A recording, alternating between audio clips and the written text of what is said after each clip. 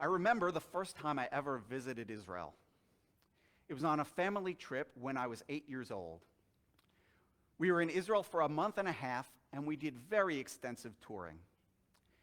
Now, a little background. I was brought up in an Orthodox family and attended an Orthodox yeshiva for my education. Pretty much all the Jews I knew at the time, with the exception of a few relatives, were also Orthodox. So it surprised me when I went to Israel to see so many Jewish people who did not wear kippot. One of those people was our tour guide. I recall asking him why he did not wear a kippah, and his response is something I remember until today. He told me, and I am paraphrasing, I don't remember the exact words, he said, "You live in America, where you have to go out of your way to do things to make you feel Jewish, and that make you feel God's presence. I live here in Eretz Yisrael, the land of Israel, where it is impossible for me not to feel Jewish with every step I take. It is impossible for me not to feel the presence of God when my job is to take people around Israel and to show them where this or that story in the Torah took place, where the patriarchs and matriarchs walked. So I do not need to wear something to constantly remind me of who I am or who is above me." I'm not sure I understood what he was telling me at the time, but it remained with me till today, and I think I understand it a little bit better today. This week, as we commemorated Yom HaZikaron and celebrated Yom HaAtzmaut, this story came back to me as I thought about what Israel means to me. I was pondering whether I agreed or not with the tour guide. Does the land itself confer a status of holiness onto the people who are in it? Or do the people who live in the land determine by their actions what the status of the land should be?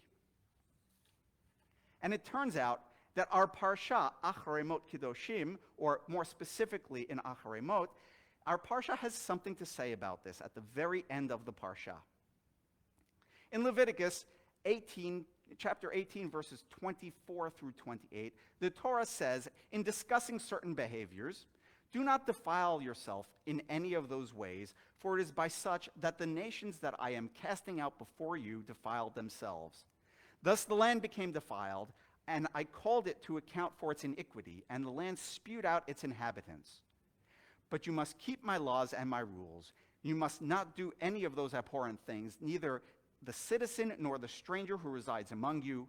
For all those abhorrent things were done by the people who were in the land before you, and the land became defiled. So let not the land spew you out for defiling it, as it spewed out the nation that came before you." Commenting on these verses, Rashi says, "A parable. This may be compared to the case of a prince, to whom one gives a disgusting thing to eat, which he cannot retain in his stomach, but vomits it out. Thus Eretz Yisrael is unable to retain sinners on its soil." In other words, the land itself is so sensitive and so holy that it can only tolerate certain behaviors, while other behaviors cause it to vomit out its inhabitants. The Ramban, or Nachmanides, who was a mystic, describes Israel's status based on our verses in this way. But the secret of the matter is the verse in Deuteronomy 32, 8 and 9 that says, "In the Most High's giving inheritances to the nations, in his separation of people, the borders of the peoples were set up, for the portion of the Lord is his people. And the matter is that the honorable God created everything and placed the powers over the ones below in the ones above, and placed over each and every people in their lands, according to their nations, a star and a specific constellation, as is known in astrology. He distributed constellations in the skies to all of them. But upon the land of Israel, the center of the world's habitation, the inheritance of God, that is his unique to his name, he did not place a captain, officer, or ruler over the angels, in his giving it as an inheritance to his nation that unifies his name, the seed of his beloved one." Meaning to say that all of the other lands are governed by constellations and angels of God that God has put in control, but Israel is under God's direct providence, needing no intermediary. The Rambam, or Maimonides, takes a very different approach. He does not speak directly to this point on our parsha. However, calling from various statements of Maimonides, Professor Yeshayahu Leibowitz wrote in his work, Judaism, Human Values, and the Jewish State, the land of Israel is the Holy Land, and the Temple Mount is a holy place only by virtue of the mitzvot linked to these locations. These mitzvot were not associated with the land and the mountains because they are holy. On the contrary, their holiness the land derives from the mitzvot associated with them. The idea that a specific country or location has an intrinsic holiness is an indubitably idolatrous idea. So according to this view, it is the people who confer holiness onto the land by performing the mitzvot tied to the land. And perhaps there is even another way to feel the specialness of the land through a totally secular lens, not speaking about holiness at all. Putting aside the idea of holiness, it is a matter of fact that the land is the land of our history, and we have been connected to the land since the time of Abraham. And now, since 1948, it is, as a matter of fact, our Jewish homeland. It is the place of our Jewish self-determination. The more I thought about what Israel means to me, the more I realized that I did not want to be pigeonholed into merely one of these points of view. Sometimes when I am there, I feel elevated by the holiness I feel permeating throughout the land. Sometimes I believe I can feel God's guiding hand. Other times I view it with pride that we have a Jewish homeland.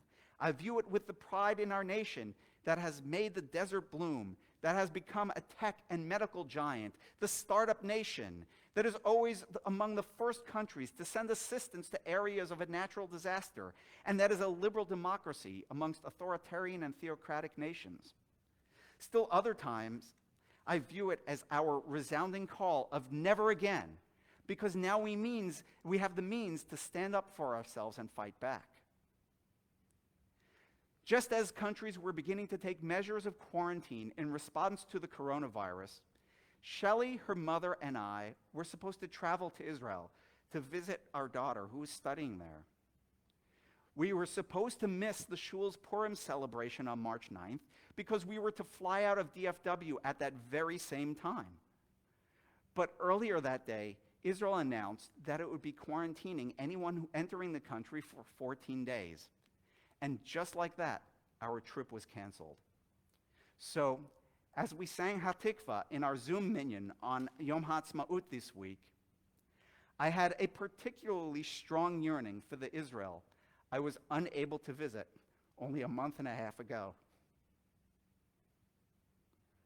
I invite you all, and I hope you will all, take a little time after Shabbat and reach out to me, either on a comment on this Facebook thread or through an email, and share with me your thoughts and feelings on what Israel means to you, as there are so many things that make Israel special, and I only mentioned but a few.